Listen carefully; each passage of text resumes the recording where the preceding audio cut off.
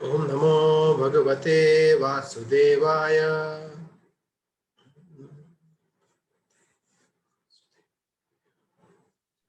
ओम नमो भगवते वासुदेवाय। ओम नमो भगवते वासुदेवाय। ओम नमो भगवते वासुदेवाय। ओम नमो भगवते वासुदेवाय। ओम नमो भगवते वासुदेवाय। ओम ज्ञानतिमिरन्धस्य ज्ञानाञ्जनशलाकया चक्षुरुन्मिलितं येन तस्मै श्रीगुरुवे नमः। श्रीचैतन्यमनोभीष्टं स्थापितं येन भूतले स्वयं रूप कदा मह्यं ददाति स्वपदान्तिकं। जय श्री कृष्ण चैतन्य प्रभु नित्यानंद श्री अद्वैत गदाधर श्रीवासादि गौर भक्तवृंद। हरे कृष्णा कृष्णा कृष्णा हरे हरे, हरे Ram Ram Hare Hare. So welcome everyone, Saturday program on Bhagavad Gita.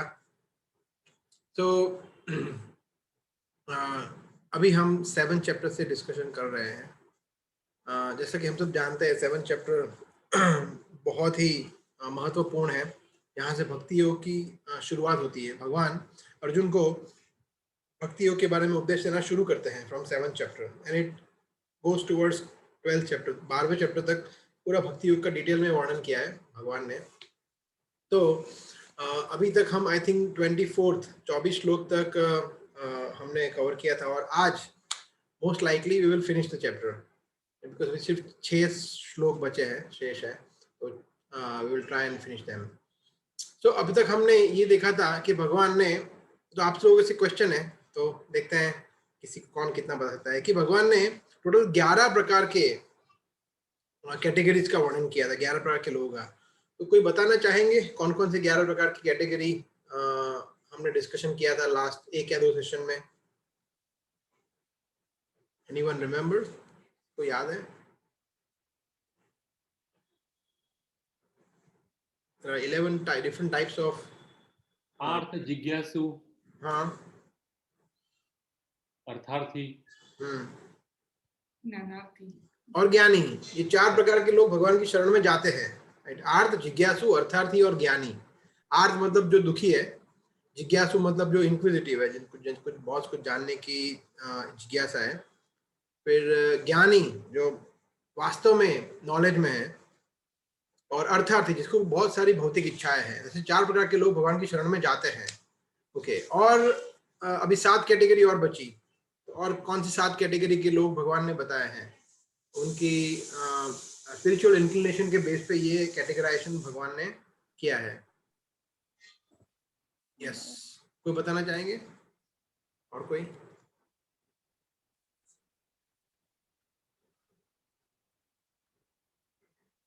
Okay, और 4 प्रकार के लोग जो भगवान की शरण में नहीं आते हैं, तो वो है चतुर्विधा भजन, नमाम दुष्कृतिनो मूढ़ा नराधमा माया प्रतज्ञाना और आसुरीम भावमाश्रिता। तो ये 4 प्रकार के लोग भगवान की शरण ग्रहण नहीं करते हैं।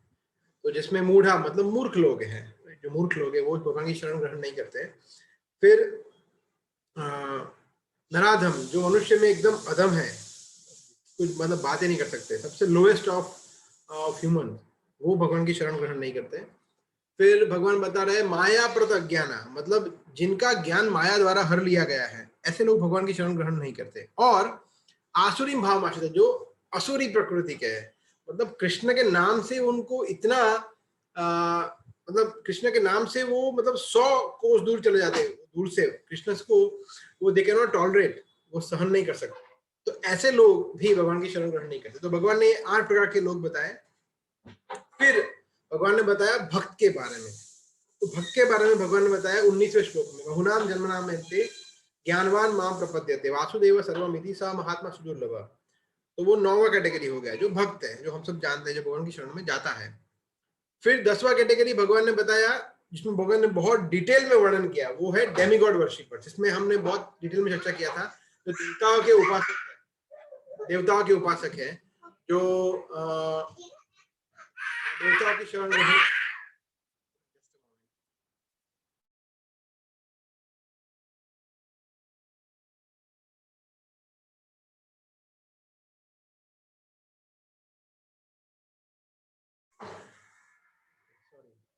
तो देवताओं के उपासक जो स्टॉन्च डेमीगॉड वर्शिपर्स हैं, right? जो जिनको बहुत सारी भौतिक इच्छाएं हैं, राइट? तो भगवान ने फिर उसमें उसके बारे में डिटेल में 4-5 श्लोक में वर्णन किया, जो हमने देखा था अलग अलग उदाहरण से, कि भाई वास्तव में तो ये जो लाभ है वो भगवान के द्वारा ही आते हैं, और जिनको बहुत सारी भौतिक इच्छा होती है वो भगवान के पास आते हैं, और बिकॉज भगवान सभी के हृदय में परमात्मा के स्वरूप में स्थित है, तो वो उनकी श्रद्धा को विचलित नहीं करते। बोले ठीक है, अच्छा, if you would like to go to lord Ganesha, you go to lord Ganesha. If you would like to worship lord Durga, आप गॉडेस दुर्गा के पास जाइए। आप इनके पास जाना है, इनके पास जाना है, ठीक है, मैं आपको विचलित नहीं करूंगा। मगर वो आपको जानना चाहिए कि फिर भगवान बता रहे हैं दे आर अल्प मेधसाम, लोग अल्प बुद्धि वाले हैं, they are not very intelligent. क्यों? क्योंकि भगवान बता रहे हैं कि देवान देवे जो यान्ति मद भक्ता यान्ति माम अपि, कि जो देवताओं की पूजा करते हैं वो देवताओं के धाम जाते हैं, देवताओं के लोक में जाते हैं, और जो मेरी भक्ति करता है, मेरी पूजा करता है, मेरी आराधना करता है, वो मेरे शाश्वत धाम में आता है। So that is the reason why they are less intelligent. और फिर 10वीं कैटेगरी हो गई, और 11वीं कैटेगरी कृष्ण बता रहे हैं जो लोग मायावादी हैं, जो लोग निराकार ब्रह्म की पूजा करते हैं, या उन निराकार ब्रह्म में लीन हो जाना चाहते हैं, राइट? सो ये जो भगवान को कोई आकार के फॉर्म में एक्सेप्ट नहीं करते, तो ये लोग हैं, कृष्ण कहते हैं अबुद्धय। अबुद्धय मतलब बुद्धिहीन है, क्लियरली बोलते। जो देवताओं की पूजा करते हैं वो थोड़ी बहुत तो बुद्धि उनमें है, तो वो साकार स्वरूप में किसी देवता की पूजा करते हैं, हालांकि वो जानते नहीं है कि वो भगवान नहीं है, देवता भगवान नहीं है। वो उनको लगता है कि ये भी भगवान है, ये भी भगवान है, सब भगवान है। तो they are less intelligent. But जो निराकार ब्रह्म की उपासना करते हैं वो बोलते हैं कि कृष्ण जो थे वो तो भाई ठीक है भगवान है, मगर वो माया में आ गए, इसलिए उन्होंने स्वरूप धारण कर लिया, एक रूप। और फिर जब वो पारधी ने उनको बाण मारा और कृष्ण की मृत्यु हो गई, तो वापिस वो निराकार ब्रह्म में हो गए, लीन हो गए। तो ऐसा सब जो सोचते हैं ये वो अबुद्ध है। भगवान बोलते हैं वो बुद्धिहीन है, unintelligent people. Krishna is saying that. So we have to understand these very carefully. ये 11 प्रकार की कैटेगरी का हमें पता होना चाहिए. So this is what Krishna is mentioning here. Okay. So just a moment. My mouse is not working, so I have to attach an external mouse.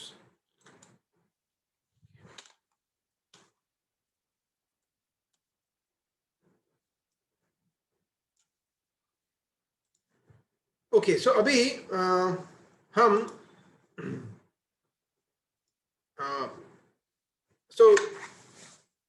इस प्रकार की कैटेगरी भगवान ने बताई, और भगवान ने बताया कि जो देवता के उपासक के वल्प मेधसाम है, कम बुद्धि वाले हैं, और जो निराकार ब्रह्म की पूजा करते हैं वो अनइंटेलिजेंट है, अबुद्ध है, राइट? जैसे चैतन्य महाप्रभु जब थे, राइट, उस समय पे ऐसे बहुत सारे निराकार ब्रह्मवादी थे। सार्वभौम भट्टाचार्य, राइट, स्टॉन्च मायावादी, बहुत बड़ा मायावादी था, राइट? और he was actually in incarnation of Brihaspati, Brihaspati का अवतार थे वो, जो इंद्र के गुरु है, राइट? बट भगवान ने उसकी फिलोसफी को काटा, राइट? जो वैष्णव सिद्धांत से विपरीत थी, तो भगवान ने उसको काटा। फिर प्रकाशानंद सरस्वती, राइट, तो वो हजारों मायावादी इसके लीडर थे, राइट? तो और वो सब वाराणसी में रहता है। जो वाराणसी जो है वो अड्डा होता है, ऐसे बड़े बड़े जो अभी भी ऐसा ही है, बड़े बड़े मायावादी होते हैं जो अपने आप को निराकार ब्रह्म वेद बोलते हैं, हम वेदांत पढ़ेंगे, राइट, हम संस्कृत का ग्रामर पढ़ेंगे, राइट, वो उसके पीछे होते हैं। उसमें उनको आनंद मिलता है, बहुत सारे अलग आनंद होते हैं। किसी को भौतिक चीजों में आनंद मिलता है, राइट, मेंटल लेवल पे कुछ आनंद करते हैं, कुछ इंटेलेक्चुअल लेवल पे आनंद करते हैं। तो ये इंटेलेक्चुअल लेवल पे उनको आनंद आता है, संस्कृत के ग्रामर्स में, प्रोनाउंसिएशन में, राइट, वेदों के कर्म कांड में। तो these are like Mayavadis. So basically उनका क्या है कि उनको भगवान की ब्रह्म ज्योति में लीन हो जाना है, या फिर उनको खुद को भगवान बन जाना है, इस तरह से लीन होकर ऐसे सोचते हैं कि अभी मैं माया में हूँ, मगर जैसे ही मैं ये माया से बाहर निकल जाऊंगा तो मैं भी माया का ये जो आवरण है वो चला जाएगा, निर्वाण की स्थिति पहुंच जाएगी, उस समय पे मैं मर्ज हो जाऊंगा, या फिर मैं खुद ही भगवान बन जाऊंगा। तो वो समझ नहीं सकते कि कृष्ण का नेचर क्या है, भगवान का स्वभाव क्या है, भगवान की प्रकृति क्या है जो दिव्य है, राइट, और वो क्यों ऐसा समझ नहीं पाते, उसका भगवान नेक्स्ट श्लोक में, तो आप देखेंगे भगवत गीता के सभी चैप्टर्स के सभी श्लोकों को इतना सिस्टेमेटिकली प्रेजेंट किया है, बिकॉज कृष्णा कभी कुछ गलती नहीं करते, तो it is so nicely arrange कि एक श्लोक के बाद उसके बाद तुरंत कृष्णा कुछ और चीज बता रहा है जो उससे लिंक्ड है। तो अभी हम देखेंगे इस श्लोक में भगवान ने अगले श्लोक में क्या बताया कि जो भी अबुद्धय है वो मुझे समझ नहीं पाते हैं, क्यों वो भी बता रहे हैं, उसका रीजन भगवान नेक्स्ट श्लोक में बता रहे हैं। तो पढ़िए प्लीज नेक्स्ट श्लोक, दिस इज 25th श्लोक। पढ़ो प्रभु, हरे कृष्ण। पढ़िए पढ़िए।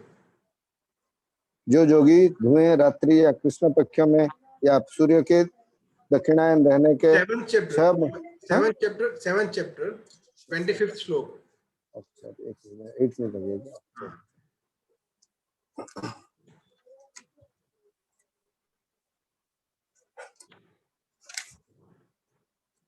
हाँ प्रभु, मैं मूर्खों तथा अल्पज्ञों के लिए कभी भी प्रकट नहीं हूँ, उनके लिए तो मैं अपनी अंतरंग शक्ति द्वारा आच्छादित रहता हूँ, अतः वो यही नहीं जान पाते कि मैं अजन्मा तथा अविनाशी हूँ। तात्पर्य पढ़ूं? नहीं वो ठीक है। तो यहाँ पे भगवान यहाँ ये बहुत इंपॉर्टेंट चीज बता रहे हैं, नाहम प्रकाश सर्वस्व योग माया समावृत मूढ़ो नाम अभी जाना थी, राइट, लोको माम अजम अव्ययम।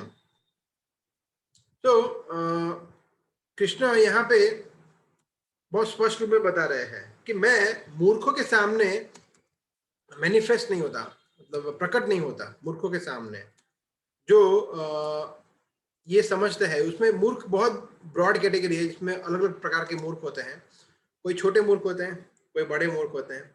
छोटे मूर्ख मतलब इसको मूड शब्द, छोटे मूड मतलब जैसे किसी को कुछ बनना है, किसी को राष्ट्रपति बनना है या बहुत पॉलिटिकल लीडर बनना है, किसी को बहुत बड़ा बिजनेसमैन बनना है अपने दम पे, वो छोटे मूर्ख है। और उससे भी बड़े मूर्ख कौन से, इसको भगवान बनना है, तो बहुत एकदम हाई क्वालिटी के मूर्ख है वो। तो ऐसे 2 प्रकार के मूर्ख होते हैं। तो भगवान इसमें से किसी के सामने प्रकट नहीं होते हैं, कृष्ण ये कह रहे हैं, राइट। और ऐसा नहीं होता है कि जैसे कम ऑन मैं भगवान को देखना चाहता हूँ तो भगवान मेरे सामने प्रकट हो। भगवान हमारे आज्ञाकारी सेवक नहीं है कि आप बोलोगे कि भाई हमारे सामने आ जाओ तो आ जाएंगे, या फिर आप चैलेंज करेंगे कि अगर भगवान है तो मेरे सामने प्रकट क्यों नहीं होते, क्यों आपके सामने क्यों आए भगवान, राइट। वो स्वतंत्र है, वो क्यों आए आपके सामने, खास करके आप तो उनसे ईर्ष्या करते हो, उनके भक्त भी नहीं हो, तो आपके सामने वो क्यों आए, आपको दर्शन क्यों दे, राइट। तो ये समझने वाली बात है, ये हमें समझना चाहिए। तो शायद आप में से मोस्टली सभी लोग जानते होंगे, एक मूवी आई थी, मैं नाम तो नहीं लूंगा, बहुत फेमस मूवी थी, जिसमें ऐसा हुआ था कि कुछ कोर्ट में केस चला था भगवान के सामने, और फिर भगवान वो व्यक्ति के सामने प्रकट हुए थे, कृष्ण उनके सामने आ गए, पैंट शर्ट में, सूट बूट में वगैरह व्हाटएवर। बट ये श्लोक उसका खंडन करता है कि ये एकदम फालतू फिलोसॉफी से बनाया हुआ मूवी था, जिसमें वो सिर्फ एंटरटेनमेंट के लिए था, राइट। उसमें कोई शास्त्र से कोई रेफरेंस तो था नहीं, वो कुछ किसी को आध्यात्मिक ज्ञान देने के लिए था नहीं, लोगों को भटकाने के लिए था और लोगों को एंटरटेनमेंट के लिए था। अपना उनका खुद का बिजनेस होना चाहिए, उनको 100 करोड़ 200 करोड़ 500 करोड़ कमाना है मूवी से, that was the sole intention. और लोग क्या समझते, देखो कितना सही बोल रहा है, कितना ये सही बोल रहा है, ऐसा है ऐसा है, नहीं। तो ये क्या कर रहे हैं कि जो लोग हैं जिनका श्रद्धा थोड़ा कच्चा है, उनके साथ वो लोग खिलवाड़ करते हैं। मगर जो जानते हैं, जिन्होंने भगवत गीता पढ़ा है, कभी उस बात पे विश्वास नहीं करेंगे कि यहाँ पे कृष्ण क्लियर बता रहे हैं कि मैं नाहम प्रकाश सर्वस्व योग माया समावृत, मैं उनके सामने आता ही नहीं हूँ कभी, वो कभी मुझे जाने नहीं सकते। वो करोड़ों करोड़ों वर्षों तक प्रयास करे फिर भी I don't manifest in front of them. तो how can Krishna appear in front of him, तो कैसे आ सकते हैं, नहीं। हाँ, कृष्ण चाहे तो नरसिंह देव बनकर आ सकते हैं और उनको दुष्टों का विनाश कर सकते हैं, मगर कृष्ण स्वतंत्र है, चाहे तो वो आ सकते हैं। मगर जनरली स्पीकिंग कृष्ण जैसे इस श्लोक में बताया है उस तरह से आते नहीं। मगर उसका मतलब ये नहीं है कि कृष्ण कभी आ ही नहीं सकते, कृष्ण बाध्य नहीं है, कृष्ण अपने कहे हुए वाक्य से भी बाध्य नहीं है, सबसे परे है, वो पूर्ण स्वतंत्र है, तभी तो वो भगवान है, राइट। तो Krishna can do anything and everything, but generally speaking he doesn't come in front of anyone and everyone, because फिर क्या फायदा हो गया। जैसे फॉर एग्जांपल हम देखते हैं कि हमारे प्रधानमंत्री नरेंद्र मोदी जी, वो क्या सबसे मिलेंगे? किसी भी मैं प्रधानमंत्री से मिलने आता हूँ, वो मिलेंगे मुझसे? क्यों मिले? कैसा मैंने क्या खास काम कर दिया? अगर मैंने कुछ वीरता वाला कुछ कार्य किया है, मैंने कुछ देश की सेवा की है, तो मुझे कुछ वीरता पुरस्कार देंगे, मुझसे मिलेंगे, मीटिंग करेंगे, कुछ कुछ I have to have something substantial within me, नहीं तो वो क्यों मिलेंगे मुझसे? Same goes with Krishna as well, तो भगवान जो कि त्रिलोकीनाथ है, वो क्यों किसी अभक्त से मिलेंगे, अभक्त के सामने प्रकट होंगे? That's not possible. कृष्ण क्या कहते हैं? योग माया समावृत, मैं मेरी योग माया से, इंटरनल पोटेंसी से मैं आवृत रहता हूं, उनके सामने कभी आता नहीं हूं मैं, और वो समझ नहीं सकते। मूढ़ो अयम नाभिजानाति लोको माम अजम अव्ययम, मैं अजम हूं और मैं अव्यय हूं। अजम का मतलब है कि मेरा कभी जन्म नहीं हुआ है, अजम मतलब अजन्मा, जिनका जन्म नहीं हुआ है, वो सभी के उद्गम है, उद्भव स्थान है। कृष्ण के कारण कोई नहीं है, वो सभी के कारण है। तो ऐसा वो व्यक्ति समझ नहीं सकते।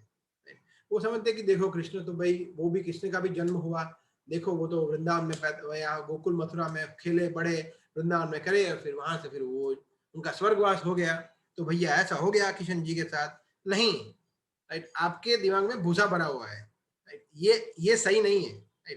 सो ऐसा जो सोचते हैं उनके सामने कृष्ण कभी प्रकट नहीं होगा। ठीक है, आपको जो सोच रहा है सोचो, we don't care like that.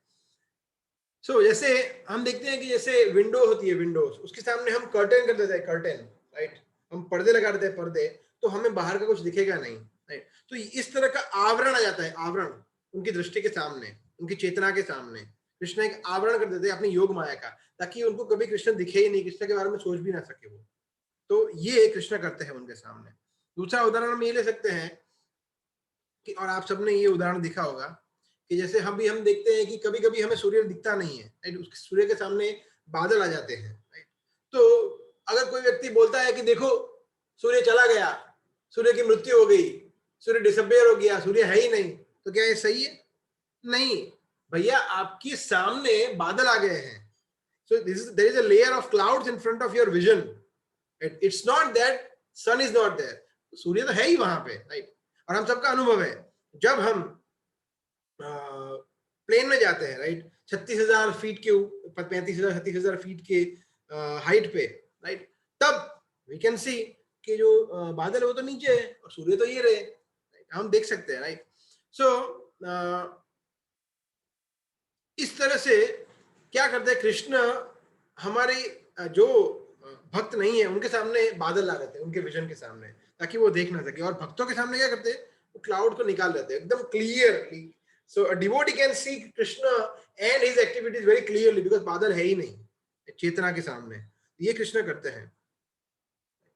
सो जिस तरह से हमने देखा कि 36,000 फीट पर जाकर, राइट, जब हम उतना प्रोग्रेस करते हैं, राइट, तब जाकर हम क्लियर देखते हैं कि नहीं, सन तो है भाई, कितना भी क्लाउडी हो, मतलब पूरा दिन। जैसे हम देखते हैं कि जो लोग यूरोप में रह चुके हैं उनको शायद पता हो, या यूके में जनरली क्या होता है कि वो लोग हफ्तों तक सूर्य को देखने के लिए तरसते हैं, स्पेशली जब बारिश का सीजन होता है, राइट।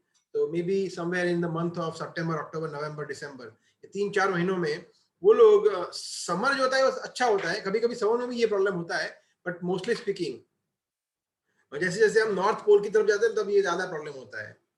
तो मतलब वो, मतलब कितने दिनों तक, मतलब 10 दिन, 15 दिन, 20-20 दिन तक वो लोग उनको सूर्य देखने को भी नहीं मिलता है, राइट, और बहुत डिप्रेसिव हो जाता है लंदन में ऐसी जगह पर। तो पर उसका मतलब क्या सन नहीं है? नहीं, सन तो है।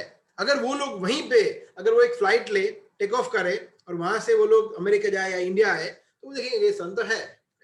उसी तरह हो सकता है कि हमारे विजन में बादल आ गए और हमें कृष्ण दिखते ना हो, योग माया समावृत। बट जब व्यक्ति 3 गुणों से, प्रकृति के 3 गुणों से, सत्व गुण, रजोगुण और तमोगुण से परे जाता है, शुद्ध सत्व में या वासुदेव स्टेट में, तब व्यक्ति कृष्ण को समझ सकता है, कृष्ण के भाव को समझता है। वो व्यक्ति समझता है कि हाँ, कृष्ण का स्वभाव क्या है, जन्म कर्म च मे दिव्यम एवं यो वेत्ति तत्वतः। हाँ, कृष्ण के जन्म कर्म दिव्य है, Very nice. That we can understand only when we transcend these material modes of nature.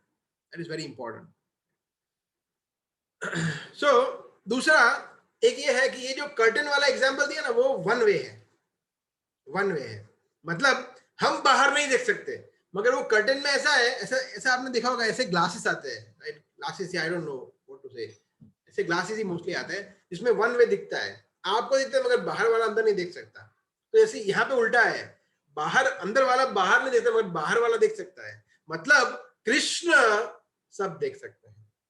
भले ही अभक्तों के सामने उन्होंने योग माया का आवरण बनाया हुआ है, but Krishna can see everything. वो वन वे है. ऐसा नहीं है कि भाई देखो भक्त तो कृष्ण को देख नहीं सकते, कृष्ण को अनुभव नहीं कर सकते, कृष्ण उनके सामने प्रकट नहीं होते, मतलब कृष्ण भी उनको, वो भी कृष्ण के सामने मैनिफेस्ट नहीं होते. नहीं, ऐसा नहीं है. कृष्ण सब कुछ देख सकता है. और ये कृष्ण नेक्स्ट श्लोक में बता रहे हैं. तो 26वां श्लोक. तो वी कैन टेक दिस श्लोक अप, बट किसी को कोई प्रश्न है तो ले सकते हैं ये श्लोक से.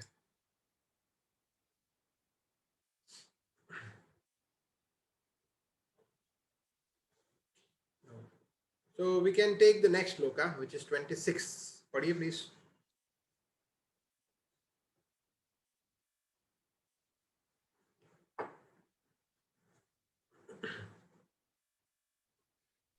मैं पढ़ूं प्रभु जी? हाँ, पढ़िए. हे अर्जुन, श्री भगवान होने के नाते मैं जो कुछ भूतकाल में घटित हो चुका है, जो वर्तमान में घटित हो रहा है और जो आगे होने वाला है, वह सब कुछ जानता हूँ. मैं समस्त जीवों को भी जानता हूँ, किंतु मुझे कोई नहीं जानता. वेदाहम समतीतानि, ये श्लोक है. हाँ, वेदाहम समतीतानि वर्तमानानि च अर्जुन भविष्याणि च भूतानि माम तु वेद न कश्चन. ब्यूटीफुल श्लोक है. भगवान यहाँ पे बहुत सुंदर तरीके से बता रहे हैं कि अर्जुन देखो, वेदा अहम समतीतानि.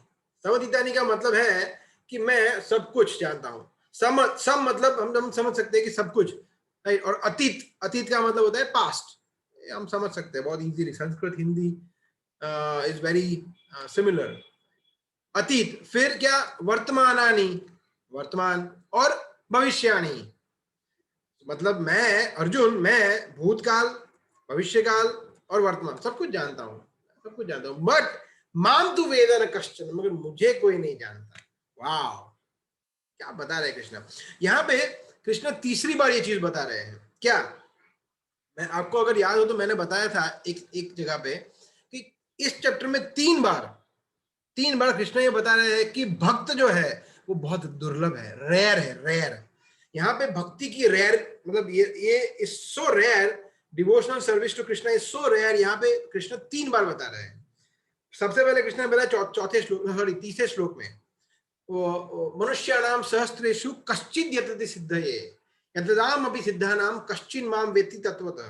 कृष्ण ने बताया तीसरे श्लोक में कि भाई हजारों मनुष्य में कोई एक मुझे समझने का प्रयत्न करता है, और ऐसे हजारों जो ऐसे प्रयत्न करते हैं, ऐसे हजारों मनुष्य में से शायद कोई एक मुझे समझ सकता है.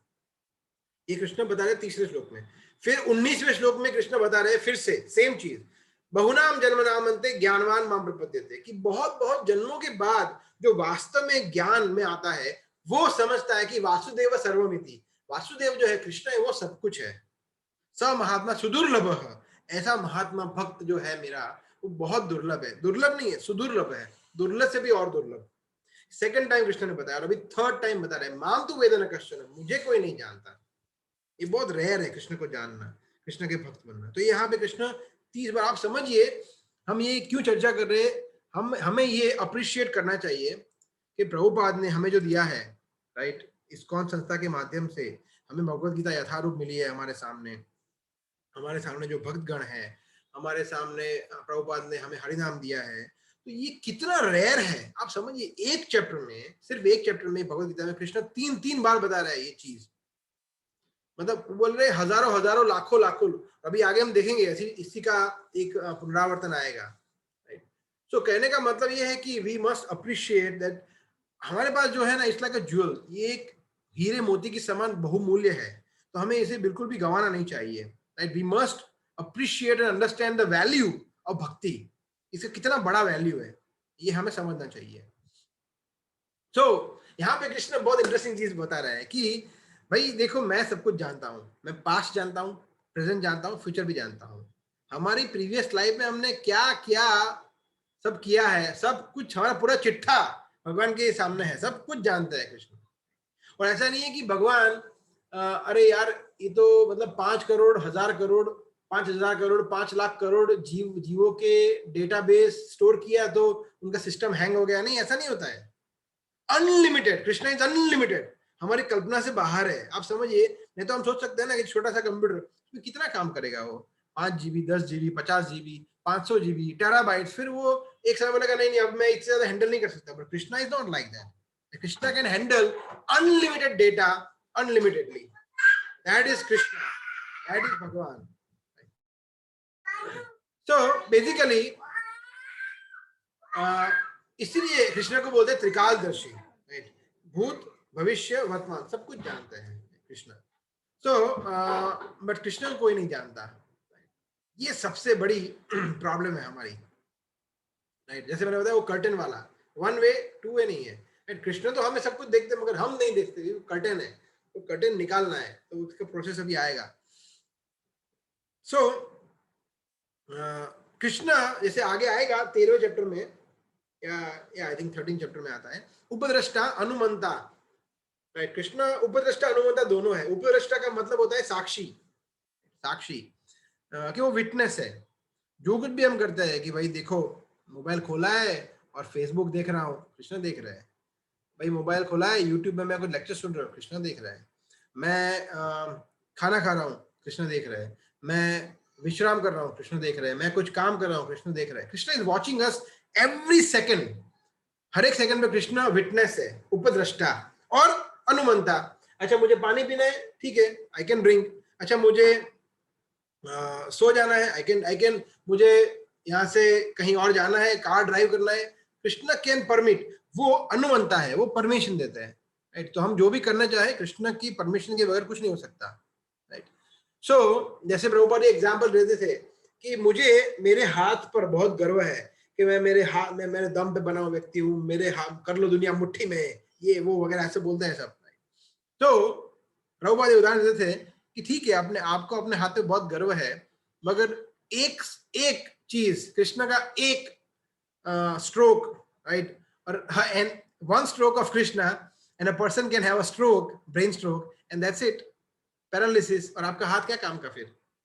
सो हम कितना भी गर्व करें हमारे ऊपर, कृष्ण के सामने हम कुछ नहीं है, भगवान के सामने हम कुछ नहीं है, प्रकृति के सामने हम कुछ नहीं है, right? So he is witnessing everything, वो सब कुछ देख रहे हैं, राइट? तो कोई बोलता है कि अकेले में ये करेंगे, अकेले में वो, अकेले कहाँ है हम? वी कैनॉट बी अलोन, हम अकेले कभी रह ही नहीं सकते। We can never be alone, because Krishna हमें कभी छोड़ते ही नहीं है। ये कितने दयालु है, राइट? कि परमात्मा वो आत्मा को कभी छोड़ते नहीं है, राइट? ऐसे हमने चर्चा किया था 6ठे चैप्टर में भी कि इतने दयालु, इतने भक्तवत्सल है कि इस शरीर में जो भी पाप कर्म करने के बाद अगर अनफॉर्चुनेटली अगर बुरा शरीर मिलता है, राइट? एक कुत्ते का, बिल्ली का, एक सूअर का, एक छिपकली का, तो वहां भी कृष्ण हमारे साथ रहते हैं, हमारे साथ आते हैं। और आप समझिए हम जहां कहीं भी जाए, कूड़े में जाए, कचरे में जाए, गटर में जाए, राइट? कहीं भी जाए, एक गंदी नाली में भी जाए, राइट? एक क्योंकि कॉकरोच होता है वो कहीं भी जाता है, राइट? तो कृष्ण वहां भी हमारे साथ आते हैं। ये है भगवान, ये है हमारे real well wisher. So the कहने का मतलब है कि हम कभी अकेले नहीं है, right? When we are in this body we are never alone, right? So मायावादी से सोचते हैं कि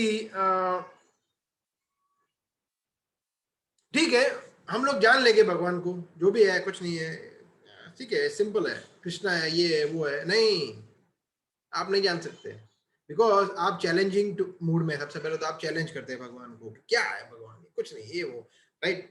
आप सबमिशन, आप में विनम्रता नहीं है, आप वैष्णव सिद्धांत के अनुसार एक भक्त की शरण में नहीं है, भूल जाओ। आप जन्मों जन्मों तक संस्कृत पढ़ लो, ये पढ़ लो, पाठ पढ़ लो, वाराणसी जा लो, संन्यास ले लो, कुछ भी कर लो, never ever you can know Krishna, because you are, आप अपराध कर रहे हैं कृष्ण के चरणों में, कृष्ण के भक्त के चरणों में। तो कृष्ण आपको कभी कभी सालों सालों आगे 16वें अध्याय में कृष्ण कहते हैं कि मूढ़ा जन्मनि जन्मशु, कि मैं जन्मों जन्मों तक उनके सामने, जन्मों, यहाँ पे कृष्ण ने बोला है कि मैं उनके सामने प्रकाशित नहीं होता हूँ, राइट, आगे वाले श्लोक में। पर अभी कृष्ण आगे जाके बोलेंगे मैं उनको जन्मों जन्मों तक उनके सामने कभी आता नहीं, उनको कभी मेरे पास आने भी नहीं देता हूँ। ये मैं करता हूँ। अगर वो मुझे भूलना चाहते हैं तो उसे उनको ऐसी बुद्धि दूंगा कि वो मुझे भूले ही रहे, कभी मैं उनको याद ही ना हो। ऐसे होते हैं ना, कभी जैसे स्टॉन्च एथिस्ट होते हैं, नास्तिक होते हैं, कभी नहीं, कभी नहीं, नो हरे कृष्णा, हरे कृष्णा बोलो, नो नो, हरे कृष्णा बोली नो। तो बोले ठीक, भगवान बोले ठीक है, अभी तू जा, अभी तू जन्मों जन्मों करोड़ों करोड़ों वर्ष तक भी तू कभी मेरे पास नहीं आएगा।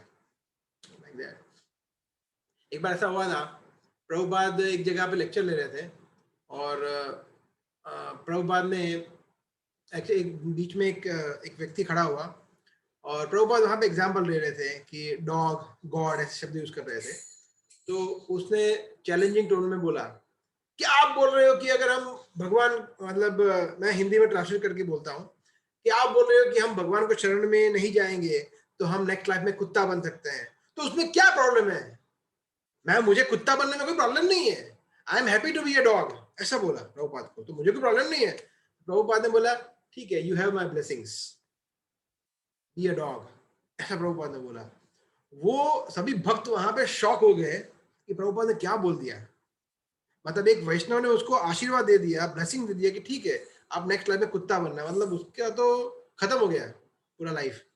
मगर उसको पता नहीं था कि उसको इसका वैल्यू क्या है। तो कहने का मतलब है कि जो भक्तों का और भगवान का अपराध करते हैं उनका तो बैंड बच जाता है, ये तो क्लियर है। So we have to be very very careful in terms of avoiding Vaishnava offences as well, right.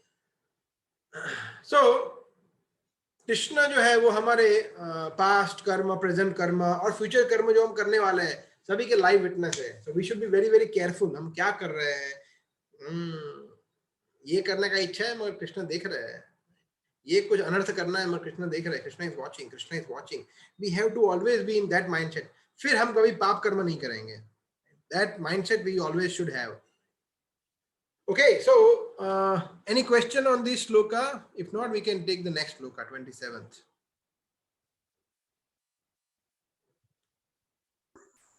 मैं पढ़ूं पंडित? मैं पढ़ूं प्रभु जी? हाँ हाँ पढ़िए प्लीज। इच्छा द्वेष समुत्थेन द्वंद्व मोहने मोहिने भारत सर्वभूतानि समोहं सर्गे यान्ति परंतम। हे भरतवंशी, हे शत्रु विजेता, समस्त जीव जन्म लेकर इच्छा तथा घृणा से उत्पन्न द्वंद्वों से मोहग्रस्त होकर मोह को प्राप्त होते हैं। ओके, थैंक यू माता जी। यहाँ पे कृष्ण बता रहे हैं कि मैंने जो अगले श्लोक में अर्जुन बोला ना कि माम तो वेदन कश्चन, तो ऐसा क्यों अर्जुन कृष्ण प्रश्न पूछे, पहले कृष्ण उत्तर दे रहे हैं। हमें कुछ क्वेश्चन हो उसके पहले तो उत्तर आ जाए। आप देखिए भगवद गीता की यही स्पेशलिटी है कि वॉट एवर क्वेश्चंस हमारे अगर दिमाग में कुछ क्वेश्चन आ भी रहा है ना, उसका आंसर ऑलरेडी वहां पे है। हम लोग ये चैलेंज के साथ भगवद गीता वितरण करते हैं कि प्लीज भगवद गीता ले लीजिए और पढ़िए। आपके लाइफ में जो भी क्वेश्चन आ चुके हैं, आ रहे हैं, आने वाले हैं, सभी के उत्तर इसमें है। ये हम छाती ठोक के बोलते हैं और ये फैक्ट है। क्यों? बिकॉज अभी हम जैसे एग्जाम्पल दे रहे हैं, जैसे कि क्यों लोग भगवान को समझ नहीं सकते, ये क्वेश्चन सिंपल है, राइट, आ सकता है हमारे दिमाग। क्यों? कृष्ण बोलते हैं क्यों? इच्छा मोह। कृष्ण बोलते हैं यहाँ पे नेक्स्ट श्लोक में, व्हाट इज द श्लोक? इच्छा द्वेष समुत्थेन, इच्छा और द्वेष। तो प्रभुपाद ने ट्रांसलेशन किया, इच्छा मतलब हम समझ सकते हैं डिजायर, और द्वेष मतलब नफरत करना, किसी से द्वेष करना, राइट। तो एक्सेप्टिंग एंड रिजेक्टिंग, ये सही है, ये अच्छा है, ये अच्छा नहीं है, this is good, this is not good, this is good, this is bad, right. ये है, लोग जो है वो अज्ञानता में ही जन्म लेते हैं। हम सब अज्ञानता में जन्म लिए हैं, राइट। हम जब पैदा होते हैं, राइट, छोटे से, राइट, 1 साल का बच्चा को क्या पता है? कुछ नहीं पता है, पूर्णतः अज्ञान है वो। अभी जैसे मेरी डॉटर है, छोटी सी है, उसको कुछ पता नहीं है, वो कभी भी कुछ भी कर बैठती है, ये गिराती है, ये उसको कुछ पता नहीं है, राइट। तो अज्ञान है। बट फिर ज्ञान धीरे धीरे आता है, मगर वो ज्ञान जो है उसमें ये सब आता है। क्या आता है? Good bad. माता पिता खुद ही सिखाते, देखो बेटा ये अच्छा है, ये अच्छा नहीं है, ये this is good, this is bad. तो ये द्वंद्व जो है, द्वंद्व का मतलब होता है द्वैत, ड्युअलिटी, राइट? मतलब this is good, this is not good, right? Accepting, rejecting is called as द्वंद्व। वो पैर में होता है, पैर में हमेशा, जैसे good bad, day night, heat cold, पाप पुण्य, सुख दुख। तो ये पूरा जगत जो है, भौतिक जगत, ये द्वंद्व है। That is why it is called as relative world. यहाँ पे कोई चीज एब्सोल्यूट नहीं है, सिर्फ ये स्त्री है तो पुरुष है, सब कुछ उसका ऑपोजिट है और है 100%, right? That is why this is called as, this material world is called as relative world, right? It is not absolute world. Absolute world जो आध्यात्मिक जगत में है, राइट, जहां पे कुछ रिलेटिविटी नहीं है, द्वंद्व नहीं है। तो ये हमारा जन्म ही होता है अज्ञान में, और हमें जो ज्ञान मिलता है वो भी द्वंद्व का होता है, इच्छा द्वेष।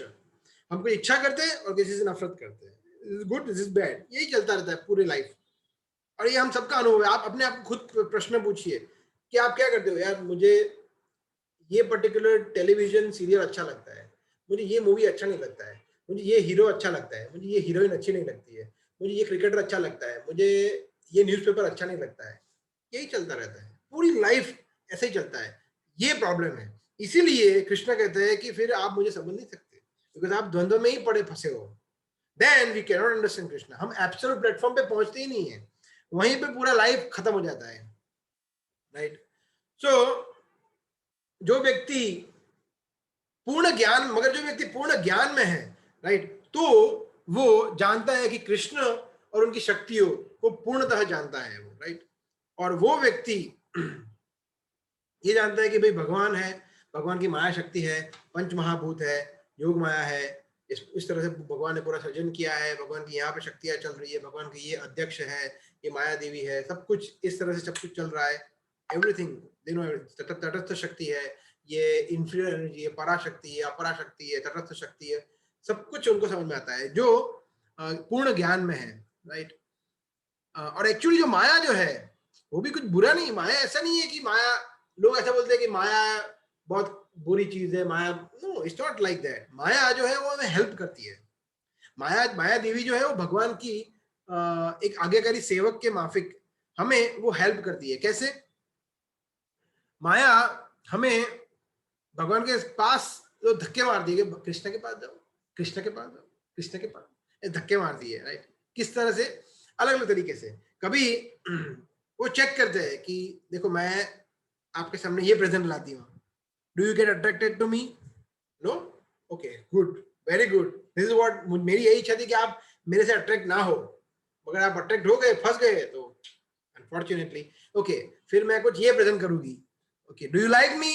हम बोलेंगे no no no no no, very good very good, फिर कुछ नया, पूरा नया आ जाएगा कुछ, ओके, ये पसंद है, बोलेंगे थोड़ा बहुत, बोलेगा ठीक है। फिर सो माया इस तरह से हमें चेक करती है, ये चेक करो, ये चेक करो, ये चेक करो, राइट? सो अगर कोई सन्यासी भी बन जाए फिर भी वो चालू रहता है। माया मतलब आप समझिए, मैंने एक लेक्चर में सुना था कि माया कब तक हमारा पीछा नहीं छोड़ती है, तो बोलेगा मृत्यु तक, मृत्यु के बाद नहीं। मैंने लेक्चर में सुना था जब व्यक्ति भक्त, हम ऑर्डिनरी लोगों की बात नहीं कर रहे, हम भक्तों की बात कर रहे हैं, जब भक्त एक वैकुंठ तरफ जा रहा है, right, on his journey to Vaikuntha, right, फिर भी माया एक बार लास्ट ट्राई करती है। कैसे? जैसे वैकुंठ लोग जाने में बीच में क्या आता है? स्वर्ग आता है, स्वर्ग। तो ऐसे स्वर्ग आता है, स्वर्ग लोग सब आएंगे, ओ भगवान के भक्त हैं, इनका जय जयकार हो, आपका जय जयकार होगा। फिर वो अप्सरा आएगी, आरती उतारेगी, आपकी पुष्प वर्षा होगी, फिर आपके चरण कमल पे वो, प्लीज आप इतने पवित्र, इतने भक्त हैं भगवान के, आप हमारे लिए पूजनीय है, आप प्लीज अपने चरण कमल स्वर्ग में थोड़े टाइम के लिए रख दीजिए। तो जो भक्त होता है वो, क्या बात है यार, ये तो इंडिया में अहमदाबाद में मैं था, और अहमदाबाद में तो मेरी बहुत वैल्यू थी, और यहाँ स्वर्ग में भी लोग इतना मेरा रिस्पेक्ट करते हैं, क्या बात है, जय प्रभुपाद, जय प्रभुपाद, खुश जाता है। फिर क्या होता है? फिर बोलता है जाऊं या ना जाऊं? बोला नहीं, प्रचार, जन्म सार्थक करो परोपकार, मैं स्वर्ग में जाऊंगा, मैं प्रचार करूंगा, मैं वहां पे बुक डिस्ट्रीब्यूशन करूंगा, मैं वहां पे आरती करूँ, कीर्तन करूंगा, लोगों में भगवद गीता का उपदेश दूंगा, जय प्रभुपाद ऐसा बोल के वो जाता है।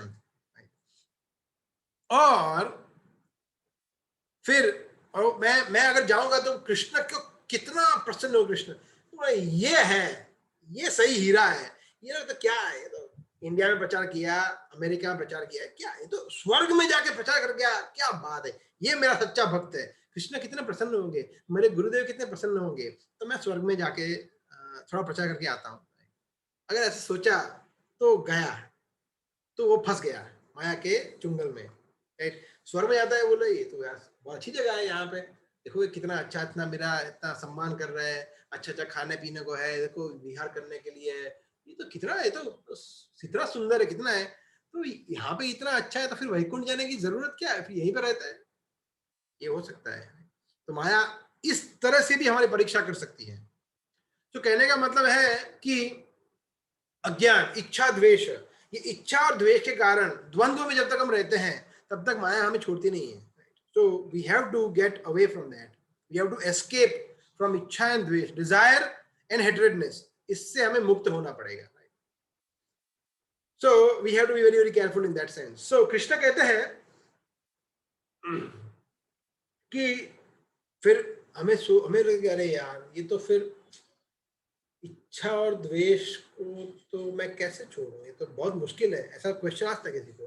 तो कृष्ण आप क्या कुछ इसमें बारे में बता सकते हो कि कैसे फिर इसको छोड़े? तो कृष्ण बोले बिल्कुल, अगर कोई ऐसा एग्जाम्पल है कि कैसे हम छोड़ पाए, कैसे कृष्ण को सरेंडर, कृष्ण बोले बिल्कुल। नेक्स्ट श्लोक में कृष्ण ये बता रहे हैं 28वें श्लोक में किस तरह से भगवान की भक्ति में व्यक्ति जुड़ सकता है।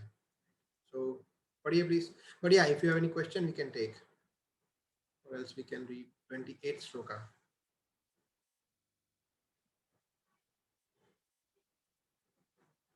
पढ़ो। हाँ पढ़िए पढ़िए प्लीज। जिन मनुष्यों ने पूर्व जन्मों में तथा इस जन्म में पुण्य कर्म किए हैं और जिनके पाप कर्मों कम पुण्य तथा अच्छे दिन हो चुका होता है, वो मोह के द्वंद्वों से मुक्त हो जाते हैं और वो संकल्प पूर्वक मेरी सेवा में तत्पर होते हैं। ये बहुत फेमस श्लोक है। येषां त्वन्तगतं पापं जनानां पुण्य कर्मणां ते द्वंद्व मोह निर्मुक्ता भजन्ते मां दृढ़व्रता।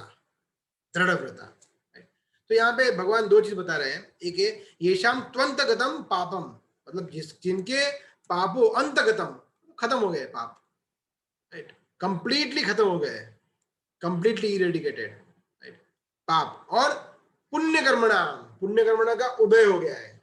वाह, इनके पुण्य कर्मों का उदय हो गया है, ऐसे लोग द्वंद्व और मोह से फ्री हो जाते हैं, निर्मुक्ता, और वो भजनते, और फिर वो भक्ति करते हैं किसकी? माम, मेरी, और किसी की नहीं, दृढ़व्रता, दृढ़ होकर, एकदम निश्चय से, डिटर्मिनेशन से। तो ये आप समझ सकते हैं कि बहुत इजी है समझना भगवत गीता। अगर कोई व्यक्ति बोलता है कि भगवत गीता बहुत मुश्किल है, राइट, बहुत कॉम्प्लिकेटेड लैंग्वेज है संस्कृत वगैरह, तो ये सही नहीं है, बहुत इजी है।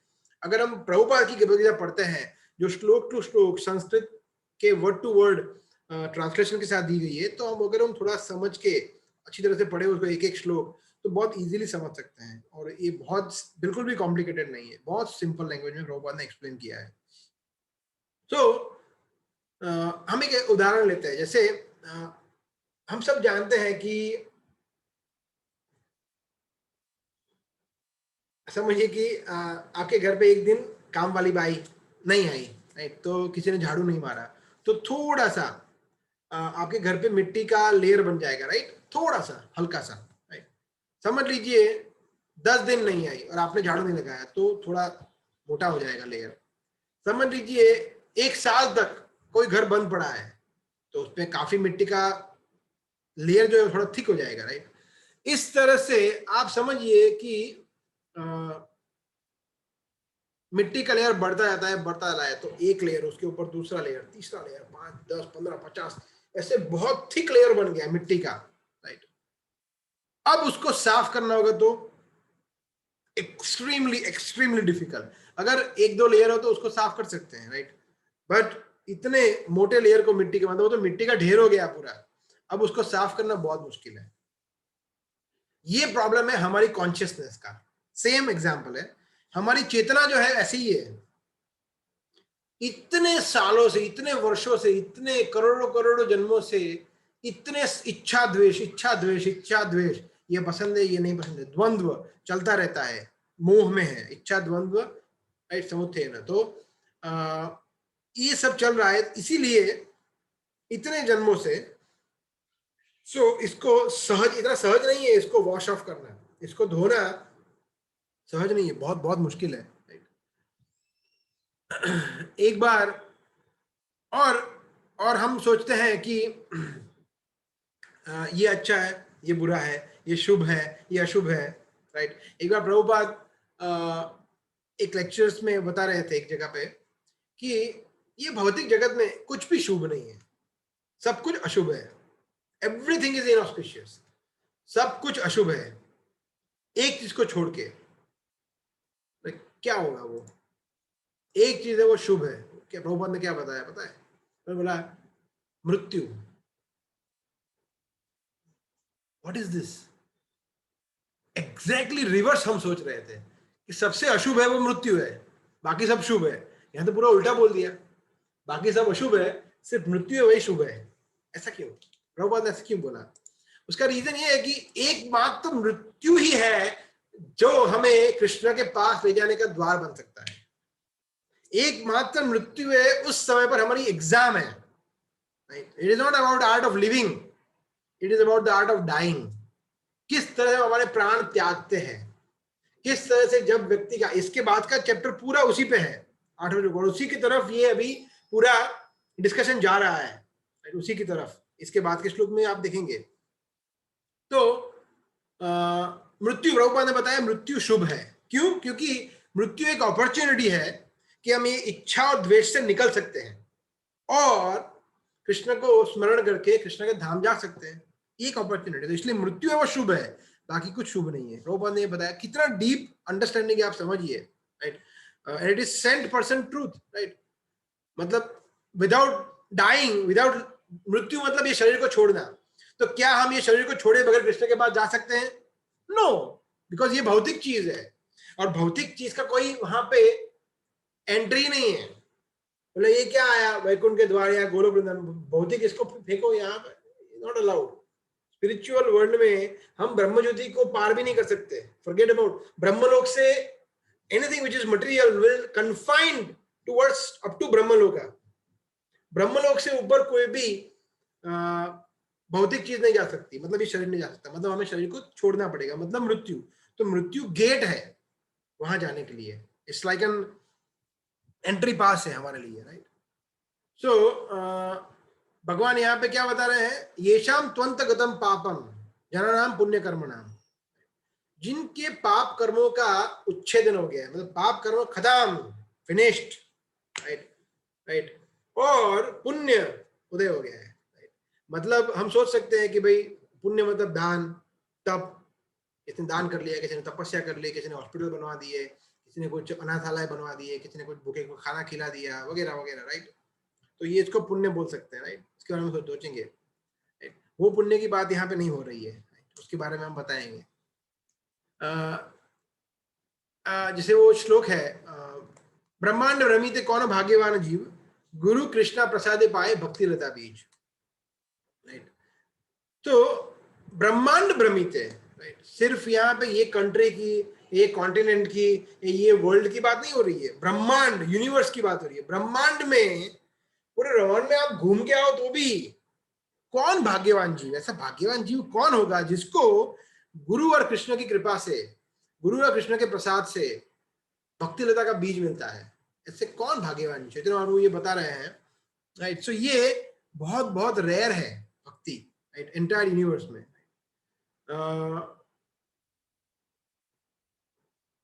तो जहां तक पुण्य कर्म की बात आ रही है, तो अच्छा चलो आपसे प्रश्न पूछते हैं।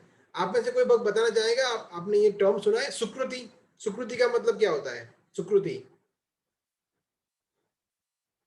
सुना होगा, सुकृति। Yeah, it means maybe past good deeds. Very good, yeah, past good deeds. सुकृति का मतलब है कुछ अच्छे कार्य किए, राइट। तो मगर सुकृति जो होती है ना वो अलग अलग प्रकार की होती है।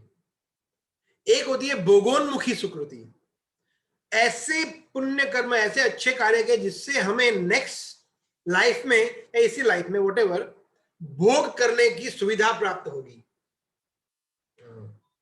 तो अभी हमने जो भी चर्चा की है ना, दान करना, तपस्या करना, अनाथालय, भूखे को खाना खिलाना, हॉस्पिटल बनवाना, एजुकेशन में डोनेशन देना, चैरिटी करना, ये वो, ये सब कुछ भोगोन्मुखी सुकृति में आता है। भोगोन्मुखी सुकृति मतलब जैसे आपने बहुत अच्छे कार्य किए तो आपको क्या मिला बदले में? मर्सिडीज गाड़ी मिल गई, आपको बहुत बड़ी हवेली मिल गई रहने के लिए, राइट। आपको एक बहुत सुंदर वाइफ मिल गई या बहुत सुंदर पति मिल गया, अच्छा पति मिल गया, राइट। ये है भोग, राइट। तो ये है भोगोन्मुखी सुकृति। उन्मुखी मतलब जो लीड करती है, राइट। तो ये सुकृति लीड किसको करती है? भोग की तरफ। तो ये उसको बोलते हैं भोगोन्मुखी सुकृति, राइट।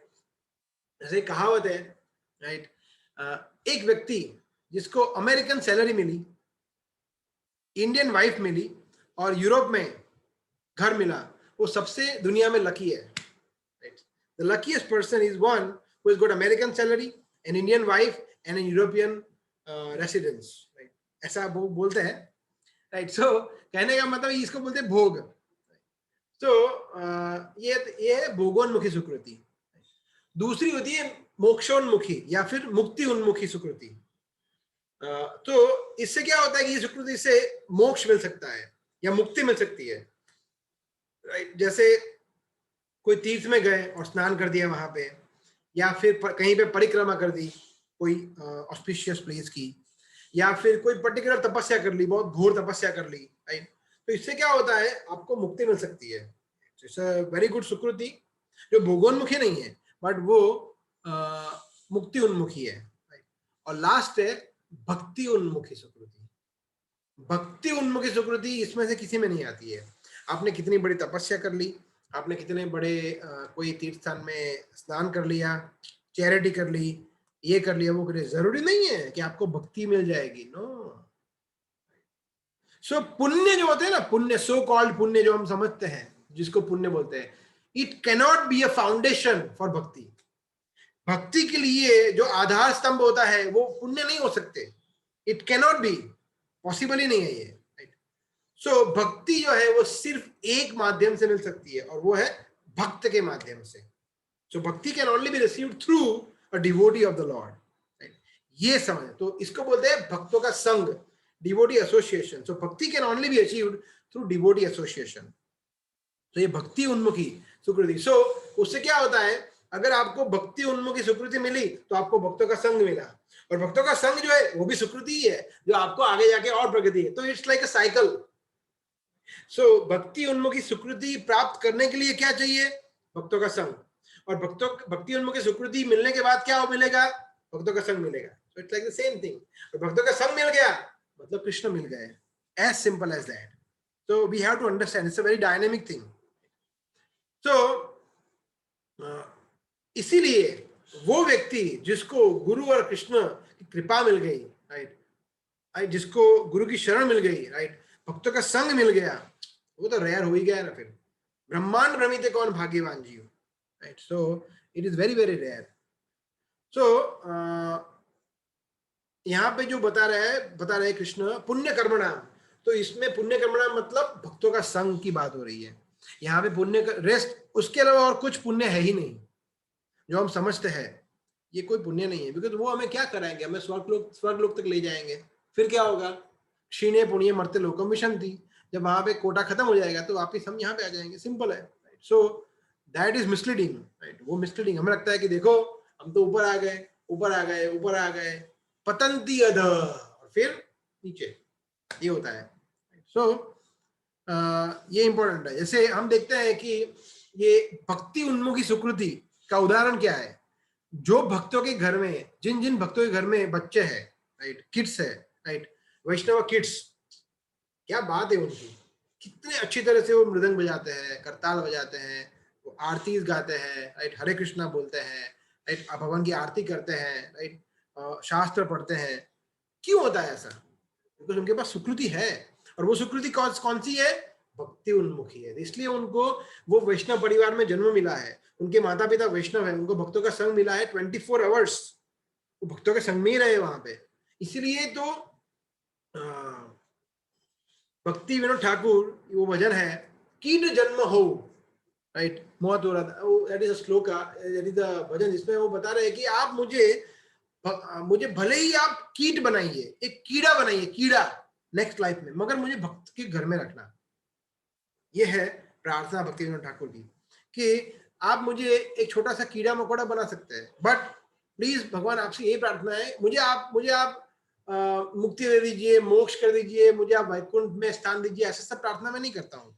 आपको जो करना है मेरे साथ करिए, बट सिर्फ एक प्रार्थना है कि आप मुझे भक्तों के साथ रखिए, भले ही मुझे मनुष्य शरीर ना मिले, कुछ और शरीर मिले, but please make me right reside with in devotee circle, मुझे भक्तों के आसपास रखिए। इसकी वजह से मुझे आपका कीर्तन सुनने को मिले, मुझे आपकी कथा सुनने को मिले, लाइक दैट। सो इससे क्या होता है फिर, अगर ऐसा होता है तो फिर क्या होता है? पाप कर्मों का नाश और भक्ति उन्मुखी सुकृति, पुण्य कर्म नाम क्या होता है? भजन्ते माम दृढ़व्रता, दृढ़व्रता मतलब एकदम फुल कन्विक्शन के साथ, राइट।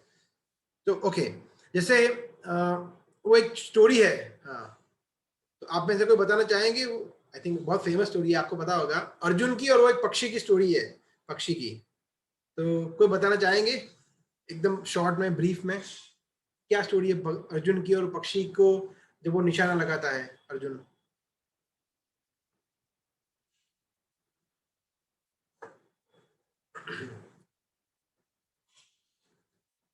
कोई बताना चाहेंगे?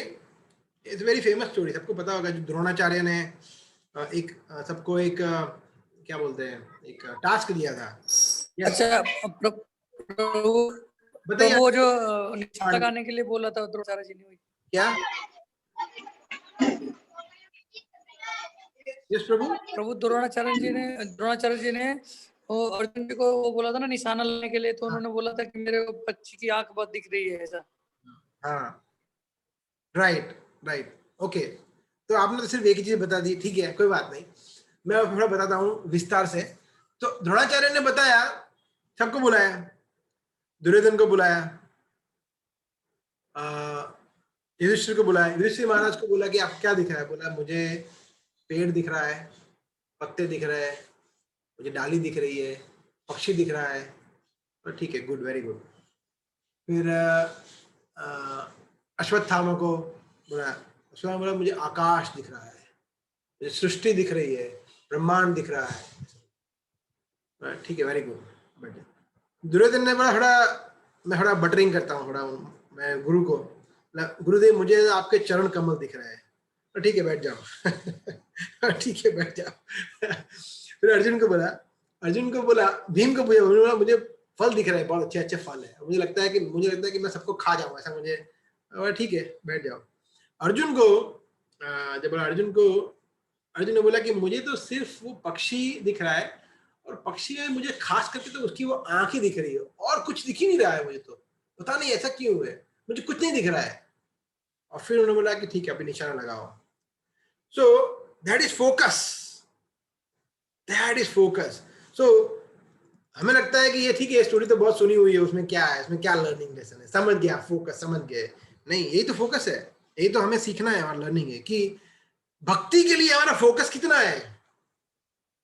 तो हम भी उन सभी की तरह है कि देखो भाई, हमें तो हमारा बिजनेस संभालना है, जॉब करना है, परिवार को संभालना है, ये भी करना है, और भक्ति भी करेंगे ना, मना कहाँ कर रहे हैं, करेंगे। तो वो सब भक्ति फिर डाइल्यूट हो जाती है।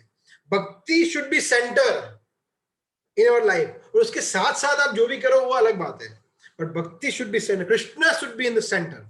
अगर ये, this is called as this birds eye focus, तो ये पक्षी की आंख वाला फोकस है, ये है ये। तो ये इसको बोले दृढ़व्रता, कृष्ण बोलते दृढ़व्रता, मतलब वो दृढ़ है, फिर फुल कन्विक्शन में। सो ये है। तो आप लोगों को मैं एक प्रश्न पूछना चाहता हूं, अगर आप बताना चाहे तो। ये सभी के लिए ओपन प्रश्न, सभी को बोलना है, एक चीज बतानी है सभी को। You have to narrate one thing which keeps you in bhakti. एक चीज आपको बतानी है जो आपको भक्ति में जमाए हुए रखने में आपको हेल्प करती है, आपको इंस्पायर करती है। बहुत सारी चीज हो सकती है, ऐसा नहीं है कि सिर्फ एक ही चीज, बट आपको एक ही चीज बोलनी है, कोई भी एक चीज जो आपको इंस्पायर करती है कि कृष्ण भक्ति में मजा आता है और मैं पूरी लाइफ कृष्ण भक्ति करूंगा या करूंगी। तो एक चीज आपको बोलिए। यस जगदीश प्रभु बोलिए, यू वांट टू से?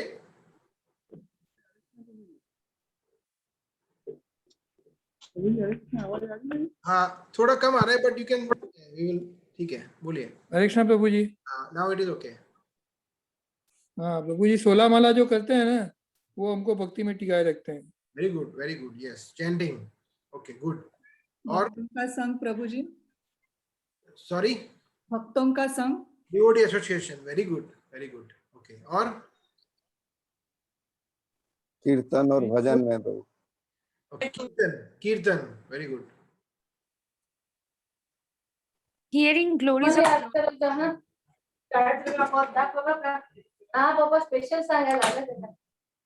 Hare Krishna. Yes, someone was saying something. Everything Prabhuji. Everything. Okay, ठीक है, okay.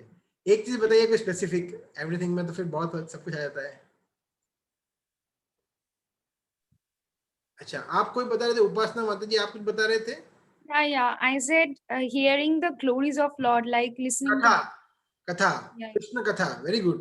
भगवान की कथा, भगवान के गुणगान सुनने में, उससे हमें मोटिवेशन मिलता है। Okay good. और प्रभु जो भक्तों की कुछ जो कथा होती है ना, भक्तमाल जो होती है, वेरी गुड, जो भक्तों से कथा होती है वो राइट, वेरी गुड। आचार्य की, वो अटैचमेंट रखती है आचार्यों की। हाँ आचार्यों की, वही प्रभु वही आचार्य की, भक्तों की, वेरी गुड वेरी गुड। तो कृष्णा के पास टाइम्स अलग है, वो भी बहुत मधुर है, मगर कृष्णा के भक्तों की कथा तो क्या बात है, वो तो एक दूसरे लेवल पे है, राइट। तो वो भी बहुत रैलिश, जैसे प्रहलाद महाराज है, ध्रुव महाराज है, और आचार्य गण है, प्रभुपाद है, उनके गुरु महाराज 6 गोस्वामी है, राइट। तो इनकी जो स्टोरीज है, right, that is also, it also motivates. Okay ठीक है। और कोई बताना चाहेंगे कोई? प्रभु आचार्य गणों द्वारा स्वरूप स्थिति का ज्ञान हुआ है इसलिए।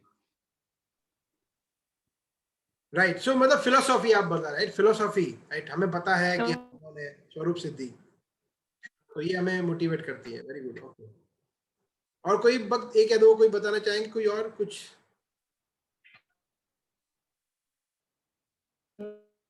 You are speaking something, Shweta माता जी?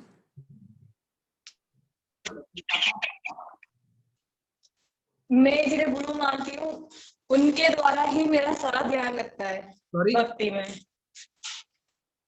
जिन्हें मैं गुरु मानती हूँ उन्हीं के द्वारा मेरा सारा ध्यान भक्ति में लगता है। गुरु, हाँ, सो गुरु से मोटिवेशन मिलता है। वेरी गुड पॉइंट यार, गुरु। Yes. Okay, so basically there are so many things which keeps us in determined in bhakti. जैसे कोई बोलता है प्रसादम, कृष्ण प्रसादम, how can you forget that? आप लोग भूल गए कृष्ण प्रसादम? कृष्ण प्रसादम is so, it's like nectar, अमृत की तरह है। जब हम कृष्ण प्रसाद ग्रहण करते हैं, मंदिर में आते हैं, खिचड़ी प्रसाद लेते हैं या घर पे भगवान को बोल लगा के, तो वो भी हमें बहुत बूस्ट मिलता है, राइट। तो ये सब चीजें बहुत इंपॉर्टेंट है भक्ति के लिए। तो ये हमने छोटा सा एक्सरसाइज किया था ताकि हमें थोड़ा मोटिवेशन मिले, to understand what are things which are necessary for bhakti. Okay good. So but the conclusion of this shloka is that वो पुण्य कर्मणाम क्या है? भक्तों का संग है। ओके, और वो भक्तों का संग, जैसे वो स्टोरी आपको पता है, लव मात्र साधु संग सर्व सिद्धि है, जो नारद मुनि का वो स्टोरी था, कि एक लव मतलब एक छोटा सा संग मिल गया, मतलब 1 सेकंड का भी नहीं, उससे भी कम, राइट, और वो व्यक्ति वैकुंठ में पहुंच गया। वो स्टोरी हमने लिया था। तो that is the importance of devotee association. आपको कुछ करना नहीं है, आप सिर्फ भक्त के पास जाकर बैठिए, आधा घंटा बैठिए, उनको ऑब्जर्व कीजिए, राइट, उनको दर्शन करिए, उनको सुनिए, दैट्स इट, और कुछ नहीं करना है, फिर भी आपका उद्धार हो सकता है।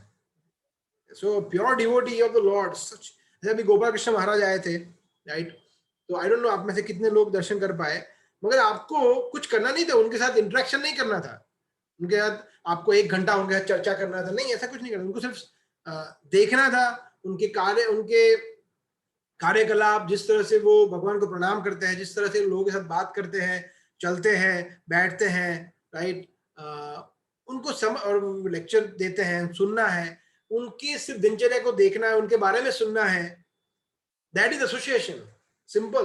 तो प्रभुपाद की ये प्रतिनिधि है, राइट, ISKCON के GBC है, right, so and such a pure devotee of the Lord, right? So we have to just relish at this association, that is good enough for us. So ये भक्तों का संग है, वो है हमारी भक्तिन्मुखी सुकृति, ये पुण्य कर्म नाम। और ऐसा होता है तो फिर भजन्ते माम दृढ़व्रता, जैसे आप में से किसी भक्त ने बोला कि भक्तों का संग वेरी वेरी इंपॉर्टेंट, बाकी सब कुछ चीजें फिर उसके बाद फॉलो होगी होगी। ओके, योग में फिर 7.29 में इसके बाद कृष्ण कंक्लूड करते हैं इसके बाद एक एग्जांपल के साथ, and then this chapter ends. Okay, so we can take the last second, I mean penultimate shloka, 29 shloka. So पढ़िए प्लीज। मैं पढ़ता हूँ प्रभु। जो जरा तथा मृत्यु से मुक्ति पाने के लिए यत्नशील रहते हैं, वे बुद्धिमान व्यक्ति मेरी भक्ति की शरण ग्रहण करते हैं। वे वास्तव में ब्रह्म है, क्योंकि वे दिव्य कर्मों के विषय में पूरी तरह से जानते हैं। तो यहाँ पे कृष्ण योग मिश्र भक्ति के बारे में बात कर रहे हैं। योग मिश्र भक्ति, शुद्ध भक्ति नहीं है ये। जरा मरण मोक्षाय, जिसको जन्म से, सॉरी, जरा मतलब बुढ़ापा और मरण मतलब मृत्यु, जिसको बुढ़ापा और मृत्यु से मोक्ष चाहिए, लिबरेशन, मुक्ति चाहिए, ऐसे लोगों की बात कर रहे हैं, भक्त की बात नहीं कर रहे हैं यहाँ पे कृष्ण। जरा मरण मोक्षाया, तो कृष्ण यहाँ पे उनको भी उनका प्रेस करते हैं, उनकी तारीफ करते हैं, उनको अप्रिशिएट करते हैं कि वो लोग जो है उनको ब्रह्म कहा जाता है, और वो लोग अध्यात्म क्या है वो जानते हैं वास्तव में, राइट। तो वो लोग फार फार बेटर है एक नास्तिक से, राइट, जो और वो मामा श्रुति, वो मेरी शरण ग्रहण करता है, वो अल्टीमेटली वो मेरी शरण ग्रहण ही करता है, राइट। और कृष्ण यहाँ पे ये बता रहे हैं कि मेरी शरण ग्रहण करने के बाद वो अल्टीमेटली मेरे पास आता है। सो ये स्वाभाविक है कि जैसे हम जानते हैं कि अगर हम जाके किसी को बोले कि भाई पुनर्जन्म होता है और इस लाइफ के बाद एक लाइफ होती है जहाँ पे आप ये जन्म और मृत्यु के चक्कर से छूट सकते हो और आप ऐसी जगह जा सकते हो जहाँ पे आपकी कभी मृत्यु नहीं होगी, तो वो आपको क्या बोलेगा, ये कौन से बुक के कौन से पिक्चर से ये स्टोरी सुना रहा है मुझे, तो दिमाग ठिकाने पे, ऐसा कुछ बोलेगा हमें, राइट, क्योंकि उसको वो तो ये पागल हो गया है ये। तो 99.99% लोग ये समझते ही नहीं है कि ये ऐसा कुछ होता है। तो इसीलिए जो बाकी के बचे वो तो बुद्धिशाली हुए, राइट, जो बुद्धिशाली हुए कि वो जानते हैं कि ये जो है वो शास्त्र के आधार पर है, और भगवद गीता का संदेश ये कहता है कि हमें जरा मरण मोक्षाय, ये this should be the goal of our life, और इसके लिए हमें भगवान को शरणागत होना चाहिए, राइट। सो बट फिर भी वो लोग जो है वो श्रेष्ठ नहीं है, क्यों? बिकॉज उनकी इच्छा है। इच्छा क्या है? भगवान के अंदर मर्ज हो जाने की, वगैरह वगैरह, राइट। योग मिश्र भक्ति है, तो वो शुद्ध भक्ति नहीं है, अन्याभिलाषिता शून्यम नहीं है वो। जैसे शुद्ध भक्ति में क्या है? अन्याभिलाषिता शून्यम ज्ञान कर्मादि अनावृतम, जैसे भक्ति रसामृत सिंधु का 1.1.1 ये श्लोका है, अन्याभिलाषिता शून्यम ज्ञान कर्मादि अनावृतम आनुकूल्येन कृष्णानुशीलनम भक्ति उत्तम। तो उत्तम भक्ति क्या है? जिसमें अन्य अभिलाषा शून्य है, अपने लिए कुछ इच्छा है ही नहीं, राइट। और ज्ञान कर्म से वो व्यक्ति बहुत ऊपर चला गया है, ज्ञान कर्म के अंदर नहीं फंसा हुआ है वो, राइट। आनुकूल्येन कृष्णानुशीलनम, और वो कृष्ण के अनुकूल जो भी चीज है उसको वो करता है, राइट। और ऐसी भक्ति उत्तम है। तो इसमें उसकी बात नहीं हो रही है, प्योर डिवोशनल सर्विस की बात नहीं हो रही, इसमें मिश्र भक्ति की बात हो रही है, राइट। और अंत में कृष्ण अभी यहाँ ये बता रहे हैं कि अंत समय में कैसे व्यक्ति उनको प्राप्त कर सकता है। तो last shloka of 7th chapter, and then we can take questions. Okay, तो पढ़िए प्लीज 30th श्लोका। प्रभु जी मैं पढ़ूं? हाँ। साधि भूताधि देवम माम साधि यज्ञम च ये विदु प्रयाणकाले अपि च मां ते विदुर्युक्त चेतसः। जो मुझ परमेश्वर को मेरी पूर्ण चेतना में रहकर मुझे जगत का, देवताओं का तथा समस्त यज्ञ विधियों का नियामक जानते हैं, वे अपनी मृत्यु के समय भी मुझ भगवान को जान और समझ सकते हैं। Thank you. सो बेसिकली यहाँ पे कृष्ण क्या बता रहे हैं, कैसे व्यक्ति अंत समय में मेरे पास आ सकता है, राइट। और यहीं से 8वां चैप्टर शुरू होता है। क्या बात है, क्या आप समझिए क्या भगवान का अरेंजमेंट है पूरे भगवत गीता का, अमेजिंग, इम्पेकेबल, राइट। कि कैसे, और 8 चैप्टर का टाइटल क्या है? 8 चैप्टर का टाइटल है अटेनिंग द सुप्रीम, भगवत प्राप्ति, कृष्ण प्राप्ति, राइट। सो और इसी श्लोक के आधार पर अर्जुन नेक्स्ट क्वेश्चन पूछ रहे हैं, फर्स्ट श्लोक ऑफ 8 चैप्टर। सो यहाँ पे भगवान 3 चीज बता रहे हैं, आदिभूत, आदिदैव और आदियज्ञ। अधिभूत, अधिदेव और अधियज्ञ। अधिभूत का मतलब है ये जो हम पूरा कॉस्मिक मैनिफेस्टेशन देख रहे हैं, सब कुछ पूरा मटेरियल मैनिफेस्टेशन, भौतिक अभिव्यक्ति जो भी है, मतलब पंच महाभूत मेनली, राइट। भूमि रपो अनलो वायु खम, राइट। जल पृथ्वी अग्नि वायु आकाश, तो ये, और तो इसके जुड़े फिर बाकी सब कुछ जो भी आ जाता है वो पूरा, इसको बोलते हैं अधिभूत, राइट। फिर और अधिभूत का मतलब, भूत का मतलब ये, अधिभूत का मतलब होता है उसकी गवर्निंग प्रिंसिपल, मतलब उसका अधिष्ठाता, कृष्ण बोलते हैं मैं हूं। फिर अधिदैव, अधिदैव का मतलब होता है कि जो भी देवतागण है, राइट, जो हम सब जानते हैं, इंद्र चंद्र वरुण दुर्गा, राइट, शिव ब्रह्मा आदि वगैरह, सभी का अधिष्ठाता कौन है? सुप्रीम मैं हूं। और अधियज्ञ, जो भी यज्ञ, जो भी कार्य, जो भी कर्म, जो भी सैक्रिफाइस, जो भी आप सोच सकते हो, कर सकते हो, सभी का अल्टीमेट बेनिफिशियरी कौन हूं या अधिष्ठाता कौन हूं? मैं हूं। इस तरह से जो कोई व्यक्ति मुझे समझता है कंप्लीटली कि हाँ ये तो कृष्ण ही है सब कुछ, ये तो कृष्ण इस तरह से है, राइट। और विदु का मतलब है समझना, जानना, राइट। इस तरह से कोई व्यक्ति मुझे जानता है तो, राइट, प्रयाण काले अपि, प्रयाण काले मतलब अंत समय में, जब व्यक्ति की मृत्यु होती है, डेथ, राइट, अगर ऐसा है वो करता है तो, और युक्त चेतस का मतलब होता है जिसमें उसका माइंड जो है वो कंप्लीटली कृष्ण में एंगेज्ड है।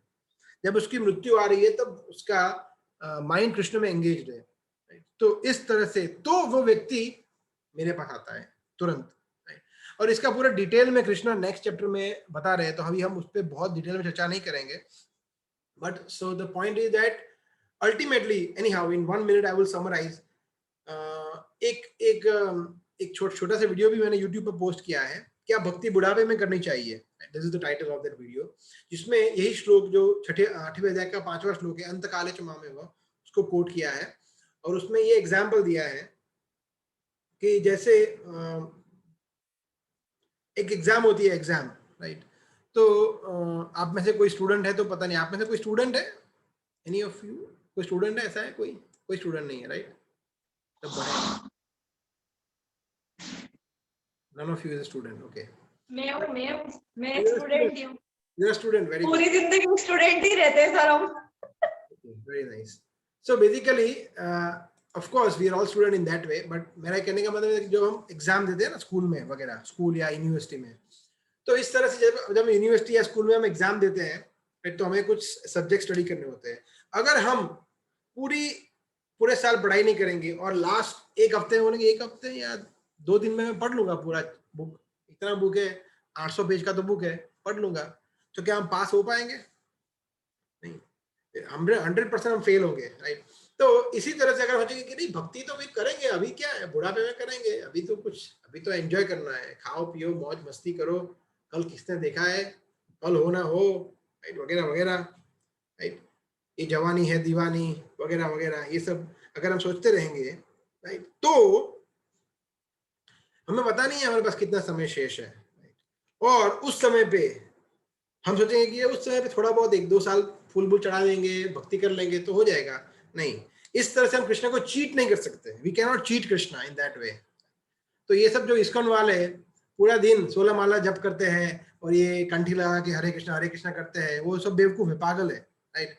उनको मजा नहीं करना है, उनको अपना यूथ एंजॉय नहीं करना है, बिकॉज दे आर इंटेलिजेंट। उनको पता है कि भाई ये तो मतलब इतने करोड़ों करोड़ों वर्षों से जो मेरे अंदर जो कचरा भरा है उसको मैं सिर्फ 40-50 साल में कैसे निकाल सकता हूँ, बट मैं आई विल स्टिल ट्राई।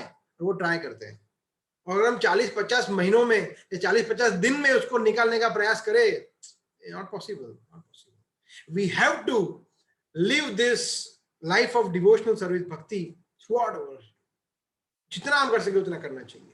तो यहाँ पे कृष्ण ये बता रहे हैं, और इसके बाद 8वें चैप्टर में पूरा यही डिस्कशन है, तो हम उसको उस समय पे डिटेल में चर्चा करेंगे। Okay, so we can take questions. किसी को कोई प्रश्न है तो ले सकते हैं। एक क्वेश्चन किसी ने पूछा था टेक्स्ट थ्रू, तो मैं उसको let me take that.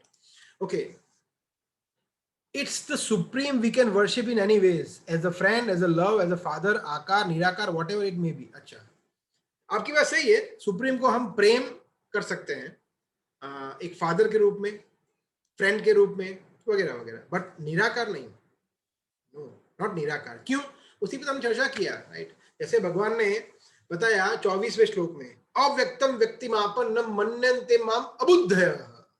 अव्यक्तम, अगर आप समझते हो कि मैं निराकार हूं या परम भगवान निराकार है, तो आप अबुद्धय हो, आप मूर्ख हो, ऐसा क्लियरली कृष्ण बोल रहे हैं। तो फिर हम क्यों मूर्ख बनना है हमें? हम क्यों निराकार की उपासना करें? हम आकार की साकार की कृष्ण की उपासना ना करें। हाँ, कृष्ण को आप यशोदा माता की तरह अपने बच्चे के रूप में आप उनसे प्रेम कर सकते हो, या फिर गोपियों की तरह एक प्रेमी की तरह प्रेम कर सकते हो, वगैरह। बट जनरली स्पीकिंग हम बिगिनर जो होते हैं, और खास करके चैतन्य महाप्रभु के संप्रदाय में हम कृष्ण की एक सेवक के रूप में भक्ति करते हैं, एक दास के रूप में भक्ति करते हैं कि कृष्ण स्वामी है हम, और वही एक्चुअली फैक्ट है, राइट। जैसे यशोदा माता है, वो भी सेवा तो कर रही है, राइट, वो भी सेवा कर रही है ना भगवान की, अपने बच्चे की वो सेवा कर रही है, right. So everyone is serving Krishna in different moods, but उसका मतलब ये नहीं है कि देखो मैं कृष्ण का पिता हो गया, कृष्ण अभी तुम मेरी सेवा करो, नहीं, ये मूड गलत है। कृष्ण की पिता बनने का भाव अच्छा है, बट सेवा करने के लिए, सेवा लेने के लिए नहीं, ये भाव गलत है। बट इसीलिए जनरली हम कृष्ण के दास, कृष्ण के सेवक के भाव में हम कृष्ण से प्रेम कर सकते हैं, कृष्ण से संबंध जोड़ सकते हैं, और संबंध जोड़ना चाहिए। तो this should be the right mood. Okay, so I hope this answers the question. Okay, any more question? किसी कोई प्रश्न है? और प्रभु एक क्वेश्चन पूछना था। 24वें श्लोक में इसी अध्याय के प्रभुपाद जी बता रहे हैं कि श्रीमद् भागवत में लिखा है कि परम सत्य का साक्षात्कार हमें प्रारंभ में निर्विशेष ब्रह्म के द्वारा अनुभूति होगी, बाद में परमात्मा, और अंत में पुरुषोत्तम भगवान के स्वरूप की अनुभूति होगी। तो क्या ये इज इट लाइक दिस कि पहले हमें बीए की डिग्री करनी चाहिए, फिर हम एमए करेंगे, फिर हम पीएचडी करेंगे, तो in that condition we will be the student of निर्विशेष ब्रह्म, isn't it? नहीं, प्रभुपाद यहाँ पे ये नहीं बता रहे, प्रभुपाद ये बता रहे कि 3 तरह से साक्षात्कार हो सकता है।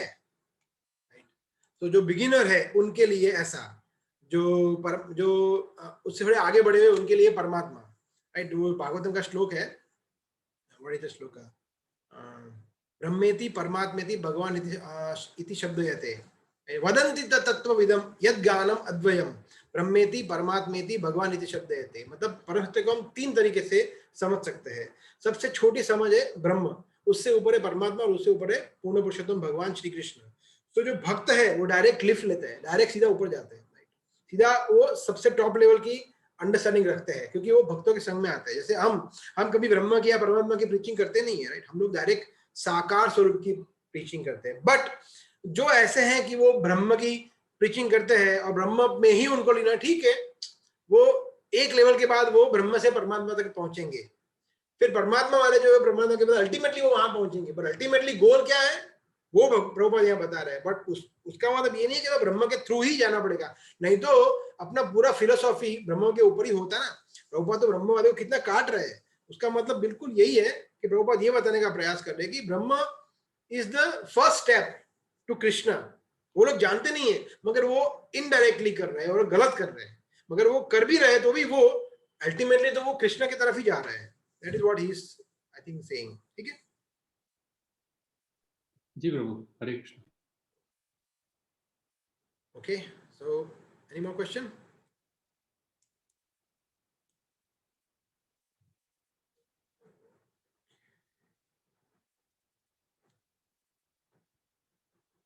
ओके सो आई थिंक यहाँ पे हम 7th चैप्टर फिनिश कर रहे हैं और next I think next 28th को गौर पूर्णिमा है, होली, चैतन्य महाप्रभु का आविर्भाव दिन, appearance day of Lord Chaitanya.